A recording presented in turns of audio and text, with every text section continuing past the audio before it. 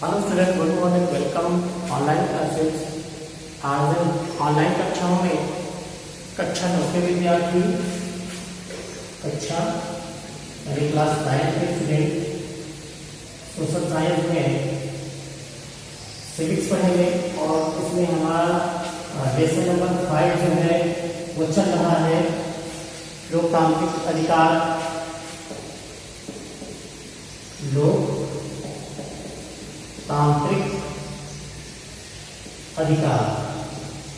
लोकतांत्रिक अधिकार ये लेसन जो है हम लोग को चल रहा है। और हम लोगों ने पिछले वीडियो में देखा था, हम लोगों ने काफी जो है मौलिक अधिकारों के बारे में हम लोग चर्चा कर रहे हैं कि किस तरीके से लोकतांत्रिक देशों में नागरिकों को मौलिक अधिकार जो है वो प्राप्त होते हैं और उन्हीं अधिकारों के आधार पर जो देश का नागरिक है वो अपना जीवन यापन करता है, अपने आप को देश में सुरक्षित महसूस करता है। यदि मौलिक अधिकारों का हनन होता है तो वो न्यायालय की शरण में जाता है। तो हम लोग भारतीय मौलिक अधिकारों की यदि बात करें तो मौलिक अधिकारों में हम लोगों ने सबसे जो पहला जो अधिकार था वो हम लोगों ने देखा था समानता का अधिकार, है ना, समानता का अधिकार। अब हम लोग जो है वो सेकेंड जो है मौलिक अधिकार देखेंगे यहाँ पर। और जो सेकेंड मौलिक अधिकार है वो है स्वतंत्रता का अधिकार। स्वतंत्रता का अधिकार, इसके बारे में हम लोग बात पढ़ेंगे। क्योंकि समानता का अधिकार कल के वीडियो में हमने देखा था। आज हम लोग जो सेकेंड है स्वतंत्रता का अधिकार, उसके बारे में हम लोग जानने का प्रयास करेंगे, समझने का प्रयास करेंगे कि भारतीय नागरिक होने के नाते भारतीय नागरिकों को कौन कौन से स्वतंत्रता से संबंधित अधिकार जो है वो मिले हुए हैं। तो हम लोग देखेंगे कि भारतीय संविधान ने प्रत्येक नागरिक को कई प्रकार की स्वतंत्रताएं प्रदान की हैं और ये स्वतंत्रता जो है वो हम लोग देखते हैं समानता के अधिकार में। फर्स्ट जो है इसमें होगा, जो फर्स्ट स्वतंत्रता का अधिकार है वो है अभिव्यक्ति की स्वतंत्रता। अभिव्यक्ति की स्वतंत्रता। अब अभिव्यक्ति की स्वतंत्रता क्या है? अपने विचारों का आदान प्रदान करना। यानी भारतीय संविधान के अंतर्गत प्रत्येक नागरिक को अभिव्यक्ति की स्वतंत्रता जो है दी गई है। चूंकि ये हमारे लोकतंत्र की एक बुनियादी विशेषता है। अभिव्यक्ति की स्वतंत्रता में बोलने, लिखने और कला के विभिन्न रूपों में स्वयं को व्यक्त करना सम्मिलित है। दूसरों से स्वतंत्र ढंग से विचार विमर्श और संवाद करना ही हमारे विचारों और व्यक्तित्व का विकास होता है। हमारी राय दूसरों से अलग हो सकती है।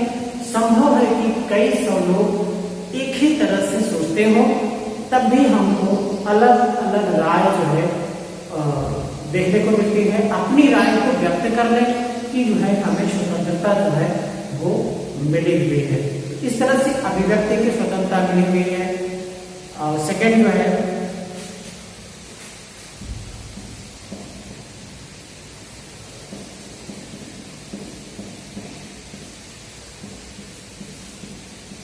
शांतिपूर्ण ढंग से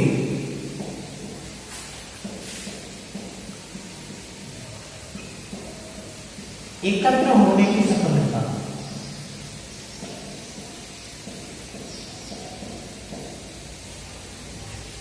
शांतिपूर्ण ढंग से हम कहीं भी सम्मेलन करते हैं, कोई भी धरना प्रदर्शन करते हैं, कोई भी सरकार के विरुद्ध क्यों ना हो जो है आंदोलन करते हो, लेकिन हमारा जो प्रदर्शन होना चाहिए वो शांतिपूर्ण ढंग से होना चाहिए।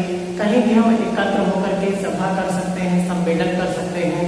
तो भारतीय संविधान में इसकी व्यवस्था की गई है कि जो है प्रत्येक व्यक्ति जो है वो अपने जो है नीतियों से संबंधित या सरकार की नीतियों के विरोध में धरना प्रदर्शन कर सकता है, लेकिन वो शांतिपूर्ण ढंग से बिना हथियार के होने चाहिए।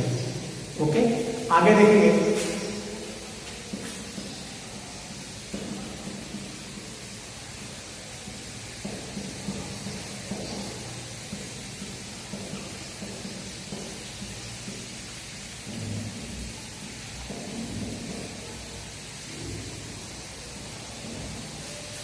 संगठन या संघ बनाने की स्वतंत्रता।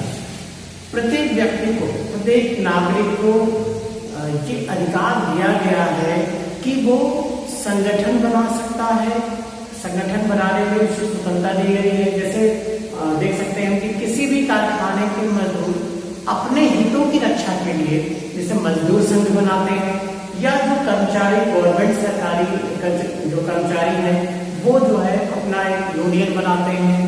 तो इस तरीके से किसी शहर के कुछ लोग भ्रष्टाचार या प्रदूषण के विरुद्ध अभियान चलाने के लिए संगठन बना सकते हैं। तो संगठन बनाने में जो है वो मौलिक अधिकार भारतीय संविधान के द्वारा नागरिकों को दी गई है कि वो स्वतंत्र रूप से जो है कहीं भी संगठन का निर्माण कर सकता है। ओके स्टूडेंट, अगला है देश में कहीं भी आने जाने की स्वतंत्रता। आने जाने की स्वतंत्रता। हम लोग देख सकते हैं कि भारत का नागरिक कश्मीर से कन्याकुमारी तक या अरुणाचल प्रदेश से गुजरात तक कहीं का भी वो निवासी, कहीं का भी वो रहने वाला हो, वो कहीं भी आ जा सकता है। किसी भी नागरिक को देश के किसी भी हिस्से में आने जाने की पूर्ण स्वतंत्रता प्राप्त है। हम भारत के किसी भी हिस्से में रह रहे हों, बसे हुए हों, है ना। इसी प्रकार काम धंधा चुनने की भी हमें स्वतंत्रता रहती है। तो इस तरीके से हम देखेंगे कि अगला जो है वो है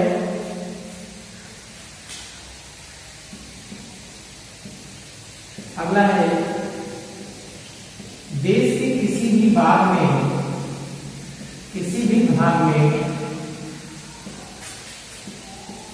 रहने और बसने की स्वतंत्रता।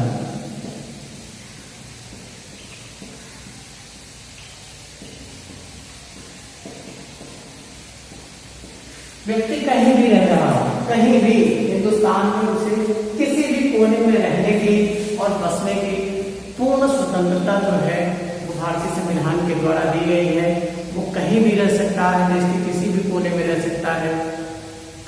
और आगे यदि हम बात करें तो वो है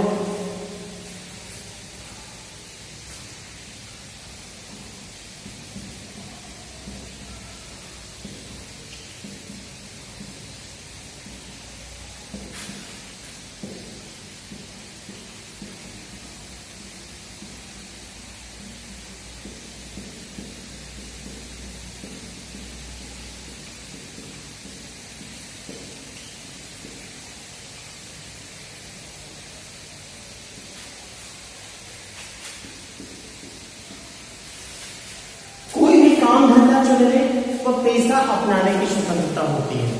कहीं भी कोई भी काम धंधा आप कर सकते हैं, देश के किसी कोने में जहां भी आप रह रहे हो, आप अपना जीविकोपार्जन करने के लिए, है ना, वो कोई भी काम धंधा चुन सकते हैं। कोई भी पेशा जो है वो चुनने की नागरिकों को स्वतंत्रता प्राप्त है। किसी भी जाति, संप्रदाय या धर्म के लोग हों, अपनी योग्यता के अनुसार कोई भी व्यवसाय चुन सकते हैं। इस तरीके से जो है हम देखते हैं कि बहुत सारी स्वतंत्रताएं जो है वो हमें भारतीय संविधान के द्वारा जो है दी गई है। और ये सारी स्वतंत्रताएं, जैसे पहला है अभिव्यक्ति की स्वतंत्रता, तो हम अपने विचारों को व्यक्त करते हैं, स्वतंत्र रूप से व्यक्त कर सकते हैं, है ना। पत्र पत्रिकाओं में, अखबार में छपवा सकते हैं अपने, है ना। इस तरीके से हम चित्रों के माध्यम से, कविताओं के माध्यम से अपने विचारों को व्यक्त करने के विभिन्न प्रकार से विभिन्न माध्यम हो सकते हैं। और किसी भी माध्यम से हम अपने समुदाय से संबंधित या अपने वर्ग से संबंधित चीजों को जो है वो व्यक्त कर सकते हैं। मगर इस चीज का ध्यान रखें कि इसके विरुद्ध किसी तरह की कोई हिंसा या किसी दूसरे धर्म के लोगों को उससे जो है दुख न पहुंचे। ये सारी चीजें जो है हमें देखनी होती हैं, समझनी होती है।